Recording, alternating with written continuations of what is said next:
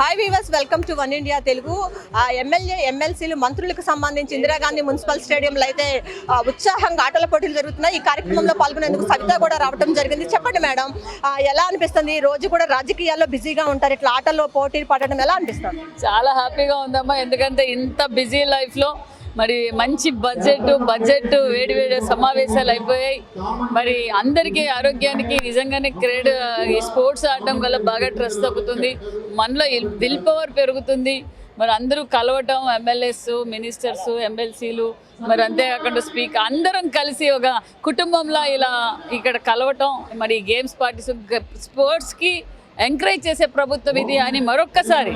ఎందుకంటే ఈ కూటమి ప్రభుత్వం అధికారంలోకి వచ్చినాక స్పోర్ట్స్ పెద్దపీట వేశాం. ఎంతోమందికి ప్రోత్సహించడానికి మరి క్రికెట్ ప్లేయర్స్ కావచ్చు, మరి అన్ని క్రీడలకి మనం పెద్దపీట వేసాం.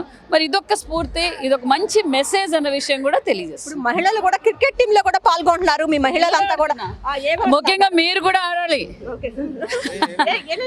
క్రికెట్ ఆడుతున్నాం, షటిల్ ఆడుతున్నాం, ఖోఖో ఆడుతున్నాం, ఆల్ గేమ్స్ ప్లే చేస్తాం. ప్రత్యేకంగా ఏ గేమ్ అంటే ఇష్టం మేడం? నాకు బ్యాడ్మింటన్ అంటే ఇష్టం, క్రికెట్ అంటే బాగా ఇష్టం.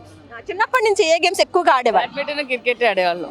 అయితే చిన్నప్పటి నుంచి కూడా బ్యాడ్మింటన్ అనేది ఎక్కువగా ఆడుతూ వచ్చానని చెప్పి కూడా ఆమె చెప్తున్నారు. ఈ రోజు క్రికెట్ మ్యాచ్లు అన్నీ కూడా తాను ఆడుతున్నానని కూడా చెప్తున్నారు. మహిళలు కూడా ఉత్సాహంగా అయితే ఆటల పోటీల్లో అందరూ కూడా పాల్గొంటున్నారు. ఎమ్మెల్యేలు, ఎమ్మెల్సీలు, మంత్రులు అందరూ కూడా ఉల్లాసంగా ఉత్సాహంగా ఈ 3 రోజుల పాటు జరిగే ఈ గేమ్స్ లో అయితే ఉత్సాహంగా పాల్గొన్న పరిస్థితి ఇక్కడ కనిపిస్తుంది. ఇక్కడ ఉన్న పరిస్థితి కెమెరా పర్సన్ వెంకట్తో Lakshmi, one India news Telugu, Vijayawada.